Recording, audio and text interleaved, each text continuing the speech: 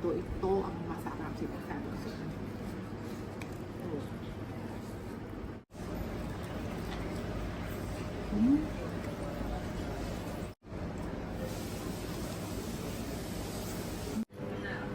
Dito ko lang nakita na may ganito sa mga street foods.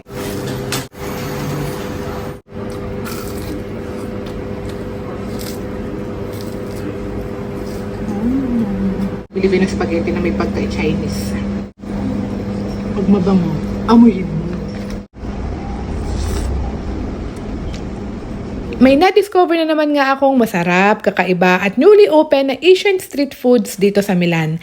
Of all Chinese street foods nga na napuntahan ko dito nga lang ako nakatagpo ng naglalakihang fried ravioli na in-steam muna ng ilang minuto tapos ipiprito pa pala.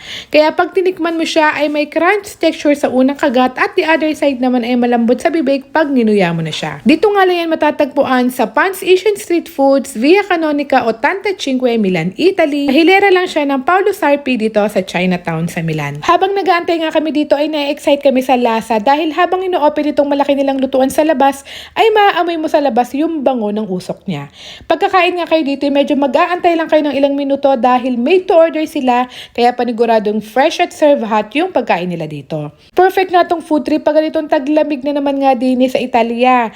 Isa din nga sa nagustuhan ko dito ay itong not so ordinary potato tornado nila. Naalala ko tuloy yung favorite modus ko from Shakey sa Pilipinas. Ganito yung sipa ng lasa niya. Ang sarap nitong appetizer. Meron din silang Chinese baozi, mga siomai, normal ravioli, desserts. At ito nga yung nakita ko sa menu nila na ragu Filipino-Chinese, combined mixture ng sauce ng Chinese-style noodles with a taste of Filipino spaghetti. Yung noodles niya very Chinese pero yung lasa niya medyo malapit sa typical spaghetti natin. Kaya worth a try and worth to discover ang mga foods nila dito.